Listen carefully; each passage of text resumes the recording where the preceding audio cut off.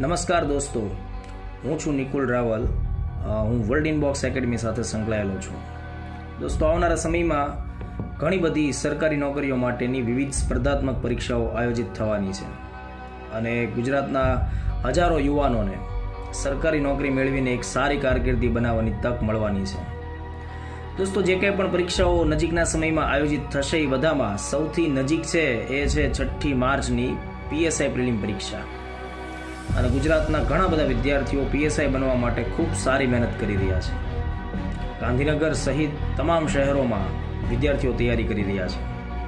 તો આજે આ બધા વિદ્યાર્થીઓને ખૂબ નાનું એવું સંબોધન કરવું છે અને આ સંબોધન કરવા માટે અને એની પાછળ જે એક સંદેશ છુપાયેલો છે એ સમજાવવા માટે એક આપણે નાનું એવું ઉદાહરણ લેશું. આ ઉદાહરણ કંઈક દોસ્તો એવું છે કે એક નાનું એવું રાજ્ય હતું અને એમાં એક ખૂબ સારા ભલા એવા રાજા શાસન સંભાળતા હતા. એમણે એક દિવસ જાહેરાત કરી કે દોસ્તો, મારે મારું આ રાજ્ય છે એ નગરજનોને આપી દેવું છે. એનો જે કંઈ પણ ક્ષેત્ર વિસ્તાર છે એ મારે અહીંના નાગરિકોને આપવો છે, પણ તેના માટે એક શરત છે. શરત કંઈક એવી હતી, એક તિથિ એટલે કે એક ચોક્કસ દિવસ નક્કી કરવામાં આવેલો હતો કે આ દિવસે જે લોકોને પણ આ રાજ્યની જમીન જોઈએ છે એમણે પૂરી તાકાત સાથે, પૂરી તૈયારી સાથે આ નિર્ધારિત સ્થળ છે ત્યાં આવી જવાનું રહેશે સૂર્યોદય થાય તે પહેલા. લોકોને ઘરે ઘરે સુધી આ સંદેશ પહોંચ્યો. લોકોને અચરજ પામ્યો કે ભાઈ એવું શું થવાનું છે કે પૂરી તાકાત સાથે રાજાએ બોલાવ્યા છે, પરસ્પર કંઈ કુસ્તી, લડાઈ, ઝઘડો કરાવવાના છે, શું કરાવવાના છે? નિર્ધારિત તિથિ આવી ગઈ દોસ્તો. સૂર્યોદય થયો એ પહેલા ઘણા બધા લોકો ત્યાં પૂરી તાકાત સાથે આવી ચૂક્યા હતા. રાજા, એનું પ્રશાસન મંડળ એ પણ આવી ગયું.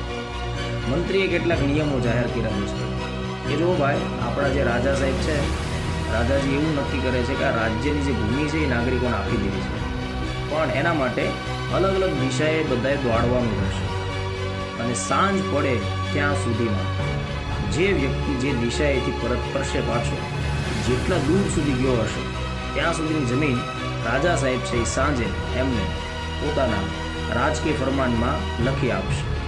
લોકોને આનંદ થયો. કરવાનું બીજું કાંઈ નથી, દોડવાનું છે. જે વધુ દોડી શકશે એટલો રાજ્ય વિસ્તાર એનો થશે. દોડ શરૂ થઈ જશે. ઘટનાક્રમ છે એનો સાર દોસ્તો એવો નીકળ્યો કે સાંજ પડી, સૂર્યાસ્ત થયો, પણ એક પણ વ્યક્તિ પરત ના આવી શકે. મતલબ કે બધા લોકો લાલચમાં, મહત્વાકાંક્ષામાં દોડતા જ ગયા, પોતાની જેટલી પણ એનર્જી હતી દોડવામાં ખર્ચી નાખી. ઘણા બધા લોકોને ખ્યાલ આવ્યો કે સૂર્યાસ્ત થશે તો હજી તો વાર છે, આપણે પરત પહોંચી જશું. પરત ન પહોંચી શક્યા. કેટલાય દોડ્યા એવી રીતે થાક્યા, લોકો ત્યાં બેભાન થઈને પડી ગયા. સાર દોસ્તો એવો થયો કે એક પણ વ્યક્તિ પરત આવ્યો નહીં. આ વાત આપણી તૈયારી સાથે કેવી રીતે લાગુ થાય છે દોસ્તો? જ્યારે પણ કોઈ પણ પરીક્ષા નજીક આવે ત્યારે એ પરીક્ષા સાથે સંકળાયેલો અને સારી તૈયારી કરતો ઉમેદવાર છે એ વધુ વાંચો પર ફોકસ કરે. આ સમયે એ રિવિઝનના મહત્વને, રિકવરના મહત્વને ભૂલી જાય છે. એના લીધે વધુ ડેટાને, મતલબ વધુ ડેટા વાંચતો જાય છે, વધુ ડેટા ગ્રહણ કરતો જાય છે, પણ એને સમયાંતરે જેનું પુનરાવર્તન કરવું જોઈએ ત્યાં એની કંઈક ચૂક થાય છે. દોસ્તો, રીડિંગનું જેટલું મહત્વ છે તેટલું જ તેના રિવિઝનનું મહત્વ છે. વિષય કોઈ પણ હોય, સહેલો હોય, અઘરો હોય, કોઈ પણ વિષય હોય, રિવિઝન વગર એ સબ્જેક્ટ ઉપર પકડ ના આવે છે. એટલે મેક્સિમમ રિવિઝન જે કરશે એને જ પરીક્ષામાં એ બધા ડેટા એકદમ ક્લિયરલી યાદ રહેશે. ઘણીવાર એવું પણ થશે કે રિવિઝનના અભાવે સહેલામાં સહેલો પ્રશ્નો એમાં પણ આપણને ચિંતાઓ મળે, એમાં પણ કન્ફ્યુઝન થાય.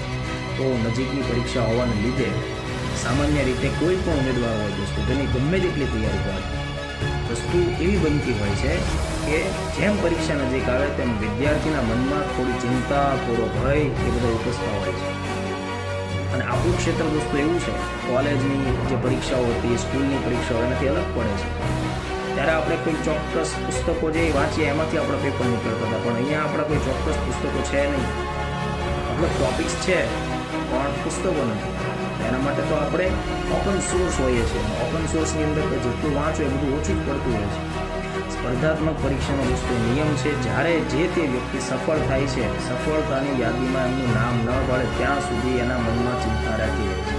તૈયારી તમારી ગમે તેટલી હોય, તમે એવું ન કહી શકો કે મારી તૈયારી ખૂબ સારી છે અથવા તો મારી તૈયારી પૂર્ણ થઈ ચૂકી છે.